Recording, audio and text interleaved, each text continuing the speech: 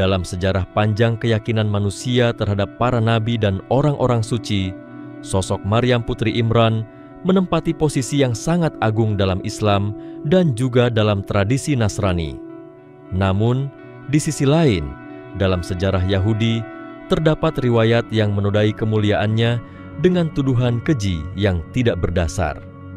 Hal ini menimbulkan perbedaan pandangan yang amat tajam antara tiga kelompok besar. Kaum Yahudi yang menuduhnya berbuat zina, kaum Nasrani yang mengangkatnya sebagai wanita suci ibu dari Yesus, dan umat Islam yang menempatkannya sebagai salah satu wanita paling mulia yang pernah diciptakan Allah. Para ulama Islam menaruh perhatian besar terhadap hal ini karena terkait dengan kehormatan seorang wanita yang dipuji langsung oleh Allah dalam Al-Quran. Dalam pandangan Islam, Maryam adalah wanita yang menjaga kehormatannya, seorang yang saleh, bertakwa, dan dipilih oleh Allah di atas seluruh wanita di dunia pada masanya. Allah berfirman dalam surat Ali Imran ayat 42, "Wahai Maryam, sesungguhnya Allah telah memilihmu dan menyucikanmu dan melebihkanmu atas segala wanita di dunia."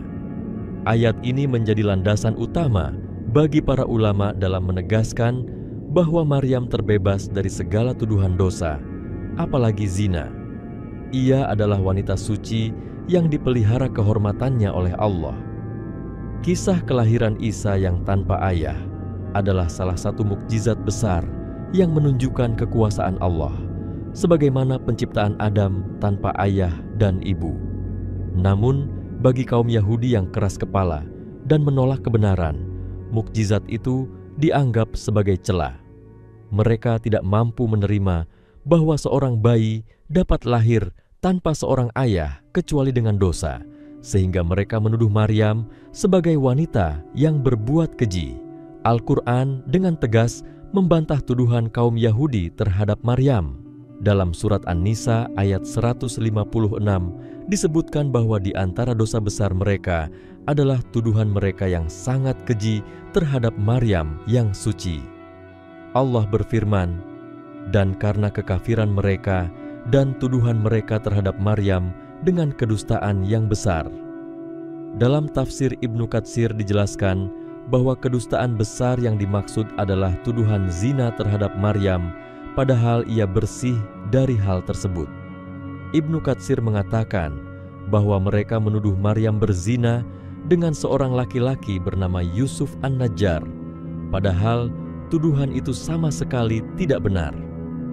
Allah membersihkan Maryam dari tuduhan tersebut dengan menjadikan anaknya Isa berbicara di dalam buayan untuk membela kehormatan ibunya. Para ulama tafsir seperti Al-Qurtubi menjelaskan bahwa tuduhan Yahudi terhadap Maryam bukan hanya menunjukkan kebodohan mereka terhadap kekuasaan Allah, tetapi juga memperlihatkan sifat dengki dan keras kepala mereka terhadap para nabi dan keluarga mereka. Mereka menolak mukjizat Isa sebagaimana mereka menolak mukjizat para nabi sebelumnya. Sementara itu, Allah menjadikan kisah kelahiran Isa sebagai tanda bagi seluruh manusia bahwa Dia berkuasa menciptakan sesuatu dari tiada.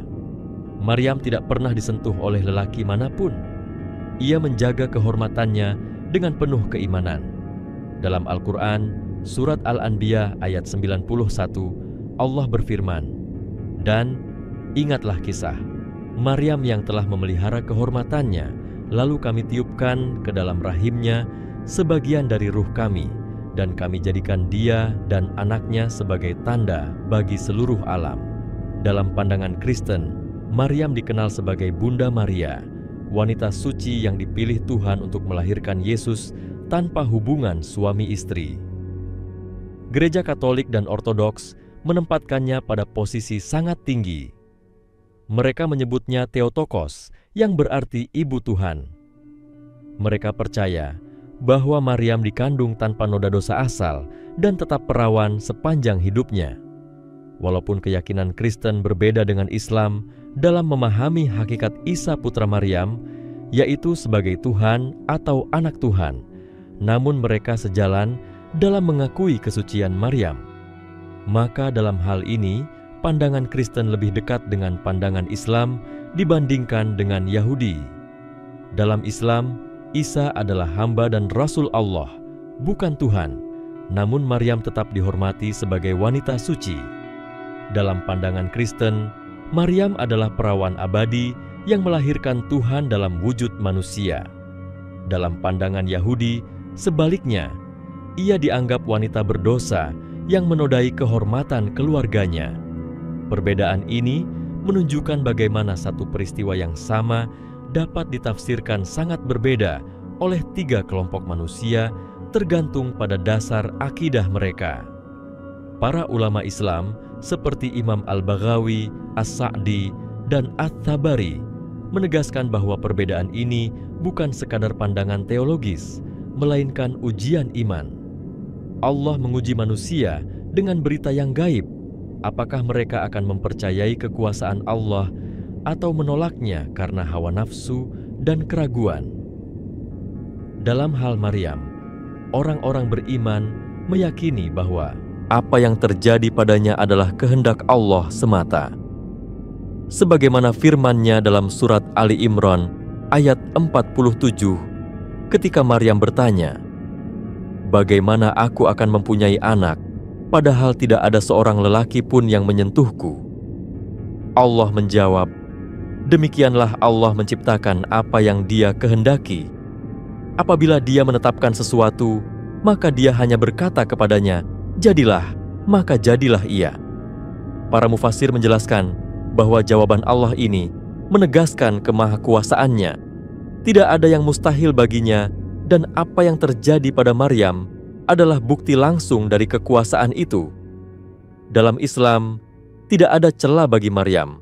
Bahkan, setiap tuduhan terhadapnya termasuk dosa besar. Sebagaimana disebut dalam hadits syahih, riwayat Bukhari dan Muslim, Rasulullah bersabda bahwa banyak wanita mencapai kesempurnaan, dan salah satunya adalah Maryam binti Imran. Ia adalah teladan kesucian, keteguhan iman, dan penghambaan total kepada Allah. Para ulama seperti Imam Al-Qurtubi menjelaskan bahwa penghormatan terhadap Maryam dalam Islam bukan hanya karena ia ibu dari seorang nabi, tetapi karena ketaatan dan kesuciannya sendiri. Ia adalah wanita yang beribadah di mihrab, senantiasa berzikir, dan hidup dalam ketaatan kepada Allah. Dalam kisah yang diriwayatkan dalam kitab tafsir, setiap kali Nabi Zakaria masuk ke tempat ibadahnya, ia menemukan makanan di sisi Maryam, dan ketika ia bertanya dari mana makanan itu datang, Maryam menjawab, "Itu dari Allah." Jawaban itu menunjukkan kedekatannya dengan Allah dan keyakinan penuh terhadap karunia-Nya. Sementara itu, para ulama juga menjelaskan bahwa tuduhan Yahudi terhadap Maryam adalah bagian dari pola penentangan mereka terhadap para nabi. Dalam Al-Quran, Allah menyebut mereka sebagai kaum yang membunuh para nabi tanpa alasan yang benar. Maka tidak heran bila mereka juga menuduh wanita suci yang melahirkan seorang nabi.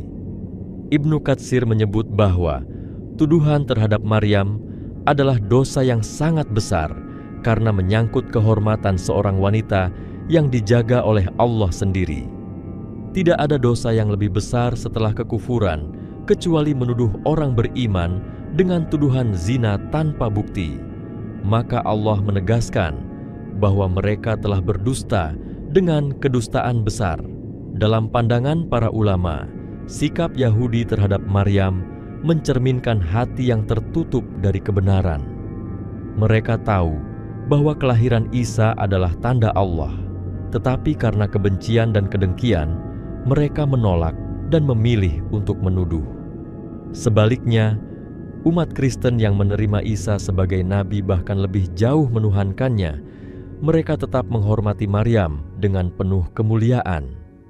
Dalam hal ini, para ulama Islam menilai bahwa Kristen tersesat karena melampaui batas dalam memuliakan Maryam dan Isa, sementara Yahudi tersesat karena mencela dan merendahkan mereka.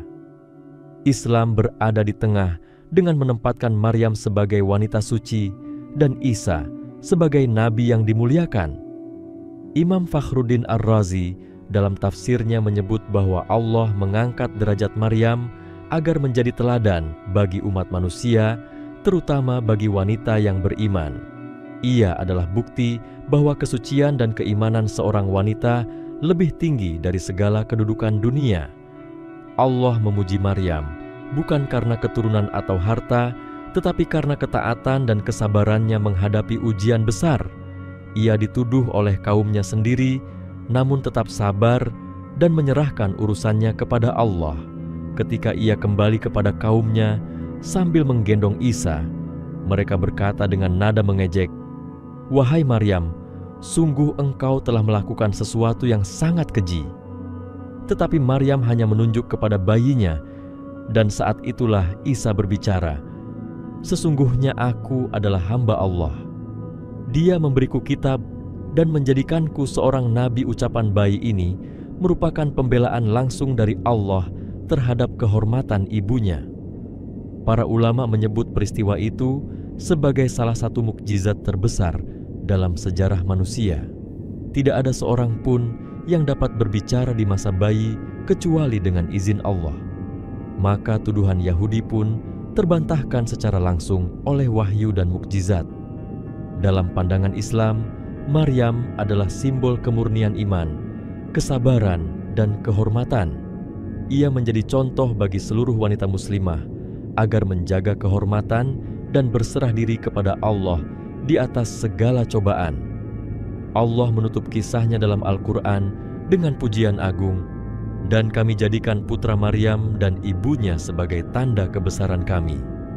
Maka jelaslah bahwa dalam pandangan para ulama Islam, Maryam adalah wanita suci yang terbebas dari segala tuduhan keji. Tuduhan Yahudi adalah dusta besar yang telah dikutuk oleh Allah, sedangkan penghormatan Kristen kepadanya adalah sesuatu yang sejalan dalam hal kesucian, meskipun mereka tersesat karena menuhankan anaknya. Islam berdiri di tengah-tengah dengan mengajarkan keseimbangan, membenarkan kemuliaan Maryam tanpa berlebihan dan tanpa merendahkan. Ia tetap perawan yang menjaga diri, ibu dari seorang nabi yang lahir tanpa ayah, bukti nyata kekuasaan Allah. Maryam adalah lambang kesucian, cahaya keimanan, dan bukti bahwa kehormatan seorang hamba yang taat lebih tinggi dari segala tuduhan manusia.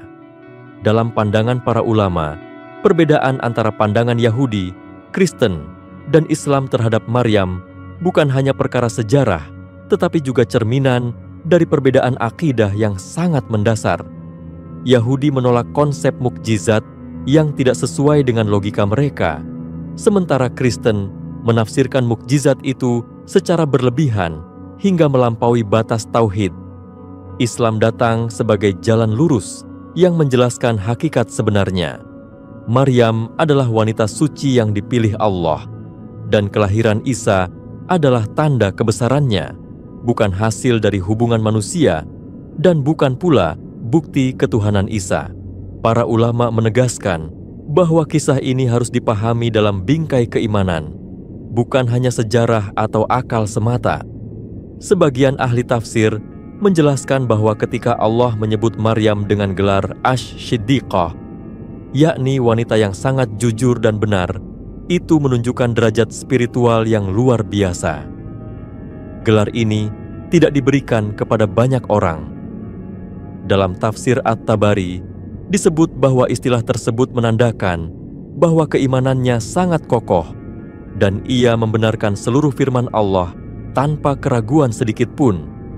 Bahkan ketika malaikat datang menyampaikan kabar bahwa ia akan melahirkan seorang anak tanpa disentuh lelaki, Maryam tidak menuduh malaikat berdusta, tetapi hanya bertanya dengan penuh ketundukan untuk memahami hikmah di baliknya. Hal itu menunjukkan kejernihan hatinya dan ketaatannya kepada kehendak Allah. Para ulama seperti Syekhul Islam Ibnu Taimiyah menjelaskan bahwa tuduhan Yahudi terhadap Maryam merupakan puncak dari kesombongan mereka terhadap wahyu. Mereka terbiasa menolak para nabi dan menyelewengkan kitab-kitab Allah. Tuduhan terhadap Maryam adalah bagian dari upaya mereka untuk menolak kerasulan Isa dan memadamkan cahaya petunjuk yang dibawanya. Mereka menyadari bahwa jika masyarakat menerima Isa sebagai nabi, maka kedudukan mereka sebagai ahli agama akan runtuh. Karena itu mereka menciptakan fitnah agar masyarakat berpaling dari kebenaran. Inilah yang disebut oleh ulama sebagai fitnah terbesar terhadap wanita suci, sebab ia tidak hanya menyerang kehormatan pribadi, tetapi juga menodai tanda kekuasaan Allah yang nyata. Dalam pandangan ulama lainnya seperti Al-Hafiz Ibnu Hajar, keutamaan Maryam tidak hanya diukur dari kesuciannya, tetapi juga dari keteguhannya dalam menghadapi ujian yang tak terbayangkan.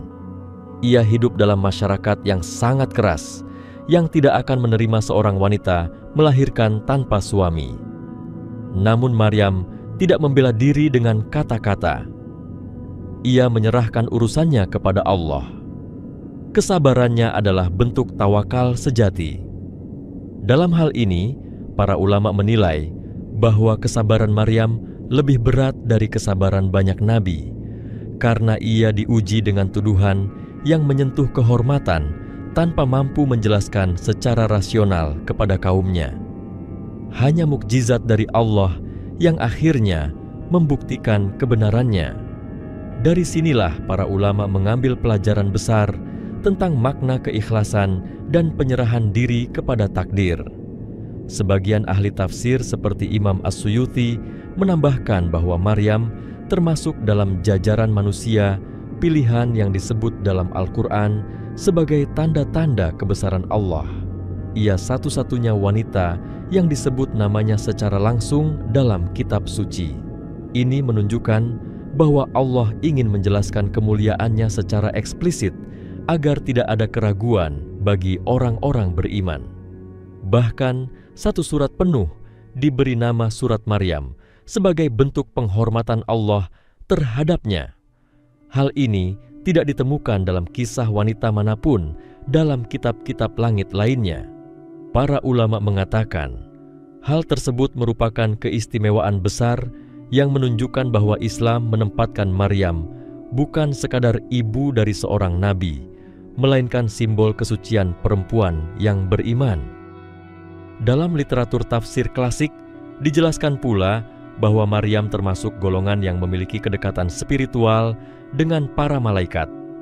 Malaikat sering berbicara kepadanya, memberi kabar gembira, dan menguatkan hatinya. Hal ini menandakan bahwa ia memiliki hubungan khusus dengan langit yang tidak dimiliki wanita lain. Al-Imam Al-Qurtubi menyebut bahwa setiap kali Maryam diuji, Allah menurunkan ketenangan dan karunia untuk meneguhkan imannya. Saat ia melahirkan sendirian di bawah pohon kurma, Allah menurunkan rezeki dari arah yang tidak disangka-sangka. Ujian yang begitu berat justru meninggikan derajatnya di sisi Allah. Para ulama mengatakan bahwa Maryam menjadi contoh bagaimana seorang hamba yang diuji bukan berarti sedang dimurkai, melainkan justru sedang diangkat derajatnya. Dalam kajian teologi Islam, kisah Maryam sering dijadikan dalil bahwa Allah mampu menciptakan tanpa sebab dan tanpa perantara. Para ulama kalam menjadikan kisah ini sebagai bukti bahwa kehendak Allah tidak terikat pada hukum sebab akibat yang biasa. Sebagaimana Allah menciptakan Adam tanpa ayah dan ibu, menciptakan Hawa tanpa ibu, maka menciptakan Isa tanpa ayah bukanlah sesuatu yang mustahil. Maka tuduhan Yahudi terhadap Maryam sama halnya dengan menolak kekuasaan Allah. Oleh sebab itu, para ulama menilai bahwa fitnah terhadap Maryam adalah bentuk kekufuran terhadap ayat-ayat Allah, bukan sekadar dosa lisan. Orang yang mengingkari kesucian Maryam berarti telah mengingkari salah satu kebenaran Al-Quran yang jelas. Selain itu, dalam penjelasan para mufasir, terdapat isyarat bahwa Allah ingin menampakkan kepada manusia bagaimana seorang wanita bisa menjadi simbol iman tanpa harus menjadi nabi. Maryam adalah bukti bahwa kedudukan tinggi di sisi Allah tidak terbatas pada laki-laki. Ia menjadi hujjah bagi umat manusia bahwa wanita juga bisa mencapai derajat spiritual tertinggi dengan keikhlasan dan ketakwaan. Imam Nawawi menulis bahwa Maryam termasuk wanita yang mencapai kesempurnaan iman, sebagaimana disebutkan oleh Nabi dalam hadits bahwa di antara wanita yang sempurna adalah Maryam binti Imran dan Asyah istri Fir'aun. Kesempurnaan di sini bukan karena keturunan atau status sosial, tetapi karena keimanan dan kesabaran mereka dalam menghadapi cobaan. Para ulama juga menyoroti bagaimana Allah menyingkap kebohongan Yahudi dengan cara yang paling mulia. Allah tidak hanya membela Maryam dengan wahyu, tetapi juga dengan peristiwa langsung yang dapat disaksikan manusia. Ketika Isa berbicara dalam buayan, hal itu menjadi saksi yang tidak terbantahkan. Bayi yang baru lahir tidak mungkin berbohong, dan Allah memilih momen itu untuk membungkam lisan orang-orang yang zalim. Para mufassir menafsirkan bahwa ini adalah bentuk pembelaan ilahi terhadap kehormatan seorang hamba yang dicintainya, sehingga siapapun yang masih berani menuduh Maryam setelah mukjizat itu berarti menentang kebenaran yang nyata. Para ulama seperti Al-Baidhawi menjelaskan bahwa penghinaan Yahudi terhadap Maryam memiliki akar dari kedengkian lama terhadap keturunan Daud. Mereka tahu bahwa Isa berasal dari garis keluarga yang suci, dan mereka tidak ingin kebenaran itu menghapus dominasi mereka di kalangan Bani Israel. Maka mereka menciptakan cerita palsu yang diwariskan dalam sebagian tradisi mereka. Sementara itu, umat Kristen mengangkat Maryam dengan pemujaan yang berlebihan hingga menyembahnya bersama Isa. Islam datang untuk meluruskan dua penyimpangan besar ini. Dalam Islam, tidak ada penyembahan terhadap Maryam dan tidak ada penistaan terhadapnya. Ia dihormati sebagaimana Allah memuliakannya, dan ia disucikan sebagaimana Allah mensucikannya. Dalam pandangan para ulama kontemporer, kisah ini juga menjadi pelajaran tentang bagaimana kehormatan wanita dijaga dalam Islam. Maryam menjadi teladan bahwa wanita beriman tidak diukur dari pandangan manusia, tetapi dari pandangan Allah. Ia difitnah, tetapi Allah sendiri yang membela. Ini menunjukkan bahwa kehormatan sejati bukan bergantung pada pembelaan manusia, melainkan pada pertolongan ilahi. Dalam tafsir modern, para cendekiawan seperti Sayyid Qutb menulis bahwa kisah Maryam adalah kisah spiritual yang menggambarkan hubungan murni antara manusia dengan Rabb-nya, hubungan yang tidak ternoda oleh pandangan dunia. Maryam berdiri sendiri di hadapan masyarakat yang menentangnya, namun ia tidak goyah karena yakin bahwa Allah bersama orang-orang yang sabar. Dengan demikian, para ulama sepakat bahwa tuduhan Yahudi terhadap Maryam adalah salah satu bentuk penolakan terbesar terhadap kebenaran, sementara pemuliaan Kristen terhadapnya telah melampaui batas yang dibenarkan. Islam datang sebagai penengah yang menempatkan segalanya pada porsinya. Maryam adalah wanita suci, bukan Tuhan, bukan pula makhluk yang tercela. Ia adalah tanda kekuasaan Allah yang nyata dan teladan bagi seluruh umat manusia tentang arti kemurnian, keimanan, dan penghambaan sejati. Kisahnya tetap hidup sepanjang zaman sebagai cahaya yang menuntun hati orang-orang beriman untuk tidak tergoda oleh kebohongan, tidak terjebak dalam pemujaan, dan selalu mengembalikan segala urusan kepada Allah yang Maha Suci. Para ulama juga menegaskan bahwa kisah Maryam bukan hanya peristiwa sejarah, melainkan pelajaran mendalam tentang kehormatan, ujian, dan keikhlasan. Maryam adalah lambang kemurnian yang dijaga langsung oleh Allah, namun kehidupannya tidak lepas dari cobaan berat. Ia menjadi sasaran fitnah, dijauhi oleh masyarakatnya, dan harus menanggung beban pandangan manusia yang buruk. Meski demikian, ia tidak mengeluh dan tidak membalas dengan kemarahan. Ia hanya berserah diri sepenuhnya kepada Allah. Sikap ini menggambarkan tingginya derajat iman dan tawakal yang tidak bisa dicapai kecuali oleh hamba pilihan. Para ulama menyebut bahwa inilah salah satu bentuk kearifan ilahi, ketika Allah menguji hamba yang dicintainya agar menjadi pelajaran bagi generasi setelahnya. Dalam berbagai tafsir klasik, dijelaskan bahwa sejak awal Maryam telah dipersiapkan untuk menjalani takdir yang luar biasa. Ibunya, Hannah binti Faquds, telah bernazar sebelum kelahirannya untuk menyerahkan anaknya kepada pengabdian di rumah ibadah. Maka Allah menerima nazar itu dan menjadikan Maryam tumbuh dengan perlindungan khusus. Ia dibesarkan di bawah asuhan Nabi Zakaria yang menjaga dan mendidiknya dalam kesucian. Para ulama mengatakan bahwa sejak kecil Maryam sudah terbiasa dengan ibadah, berzikir, dan menjauhi perbuatan duniawi. Karena itu, ketika malaikat datang membawa kabar gaib bahwa ia akan mengandung, jiwanya yang penuh iman mampu menerima takdir itu dengan ketenangan luar biasa. Ini menunjukkan bahwa kekuatan spiritual Maryam telah tertanam sejak awal. Sebagian ulama seperti Imam Al-Baghawi menyebut bahwa Allah menguji Maryam bukan untuk menghinakannya, melainkan untuk menampakkan kemuliaannya di hadapan seluruh manusia. Dengan ujian itu, seluruh dunia mengenal Maryam bukan sebagai wanita biasa, melainkan sebagai wanita yang menjadi perantara turunnya salah satu mukjizat terbesar dalam sejarah.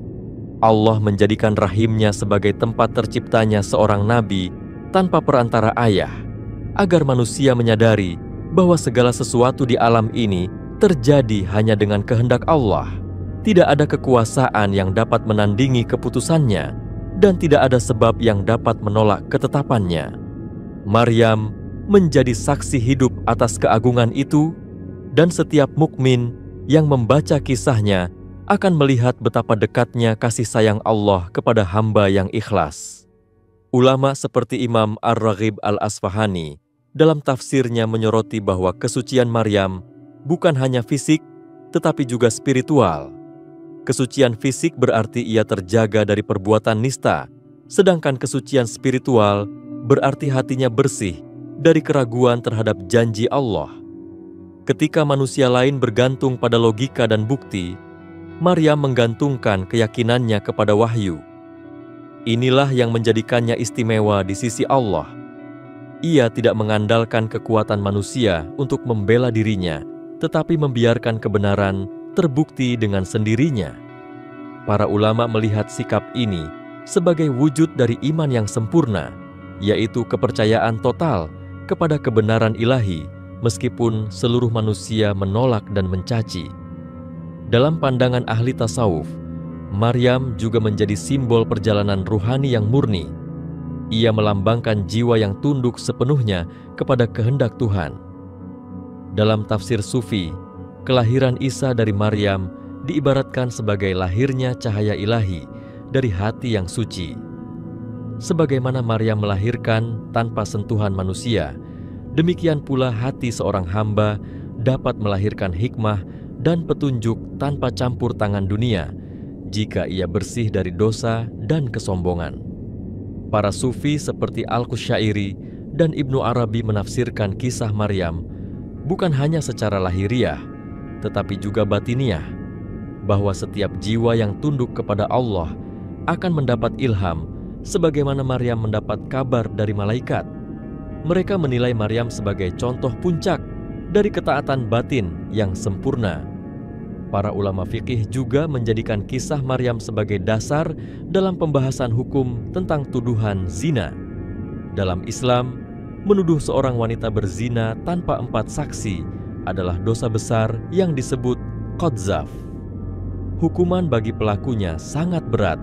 Sebagian fuqaha menjelaskan bahwa turunnya ayat tentang larangan menuduh wanita tanpa bukti memiliki kaitan moral dengan tuduhan yang pernah diarahkan kepada Maryam. Allah ingin mengajarkan bahwa kehormatan seorang wanita harus dijaga dengan sangat hati-hati, dan menuduhnya tanpa dasar merupakan bentuk penghinaan terhadap martabat manusia. Maka Maryam tidak hanya menjadi teladan dalam kesucian, tetapi juga menjadi sebab munculnya hukum yang menjaga kehormatan umat. Dalam pandangan ulama sejarah, perbedaan cara pandang antara Yahudi dan Kristen terhadap Maryam juga menunjukkan bagaimana kebenaran dapat terdistorsi ketika tidak berpegang pada wahyu yang murni. Yahudi menolak kenabian Isa dan mencela ibunya, sementara Kristen mengagungkan mereka berdua sampai melampaui batas kemanusiaan. Islam datang meluruskan keduanya dengan menegaskan bahwa Isa hanyalah hamba Allah dan Maryam hanyalah hamba yang dipilih. Dengan demikian, Islam menegakkan keseimbangan antara penghormatan dan tauhid. Para ulama menyebut hal ini sebagai bukti bahwa Al-Quran datang untuk menegakkan kebenaran yang hilang di antara dua jalan yang berlawanan. Beberapa ulama seperti Imam Al-Khazin dan As-Sa'di juga menekankan bahwa kisah Maryam memberikan pelajaran tentang kekuatan doa dan kesucian hati. Doa ibunya yang tulus sebelum kelahiran Maryam diterima oleh Allah, dan buah dari doa itu menjadi berkat bagi seluruh umat manusia. Ini menunjukkan betapa besar pengaruh doa orang tua terhadap nasib anak. Maka Maryam adalah hasil dari pengasuhan spiritual yang suci sejak awal kehidupannya. Para ulama mengaitkan hal ini dengan firman Allah dalam surat Ali Imran bahwa Allah menerima nazar ibunya dengan penerimaan yang baik dan menumbuhkannya dengan pertumbuhan yang sempurna. Ayat ini menjadi dasar bagi pendidikan ruhani bahwa ketulusan niat dalam mendidik anak akan berbuah generasi yang beriman dan terpelihara dari fitnah dunia. Dalam karya para ulama tafsir modern seperti Muhammad Abduh dan Tantawi Jauhari, disebut bahwa kisah Maryam juga menggambarkan kehormatan wanita dalam Islam yang sering disalahpahami oleh dunia. Mereka menjelaskan bahwa Al-Quran justru memberikan posisi yang sangat tinggi kepada wanita melalui contoh Maryam. Ia tidak dipandang sebagai makhluk lemah, tetapi sebagai pribadi kuat yang mampu menghadapi masyarakatnya dengan keteguhan. Ia tidak memerlukan pembelaan manusia, karena Allah sendiri yang membelanya. Ini menunjukkan bahwa Islam bukan agama yang merendahkan wanita, tetapi agama yang memuliakan mereka dengan cara yang benar, tanpa harus mengangkatnya ke derajat ketuhanan atau menistakannya dengan fitnah. Para ulama tafsir juga melihat bahwa pembelaan Allah terhadap Maryam diabadikan dalam Al-Quran sebagai bentuk kehormatan abadi. Tidak ada umat setelahnya yang mampu menodai nama Maryam tanpa menentang wahyu yang terang. Allah menjadikannya simbol wanita mukmin yang tidak pernah pudar oleh waktu. Namanya disebut dalam setiap generasi dengan rasa hormat, sementara para penuduhnya dilaknat oleh sejarah. Inilah keadilan Allah, yang tidak hanya menampakkan kebenaran di dunia, tetapi juga menjaga kehormatan hambanya hingga akhir zaman. Maka siapapun yang membaca kisahnya dengan hati yang bersih, akan merasakan betapa agungnya rahmat Allah terhadap orang yang jujur dalam iman. Dengan demikian, para ulama sepakat bahwa kisah Maryam bukan sekadar cerita masa lalu, tetapi pesan moral yang terus hidup. Ia mengajarkan manusia untuk menjaga kehormatan, bersabar dalam ujian, dan yakin bahwa kebenaran pada akhirnya akan dibela oleh Allah. Ia membuktikan bahwa kemuliaan tidak ditentukan oleh penilaian manusia, tetapi oleh ketulusan hati di hadapan Sang Pencipta.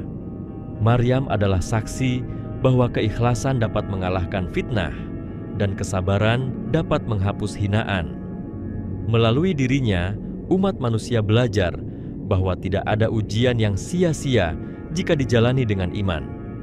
Ia tetap menjadi cahaya bagi orang-orang beriman, lambang kesucian bagi seluruh wanita, dan tanda kekuasaan Allah yang tidak akan pernah sirna sepanjang masa.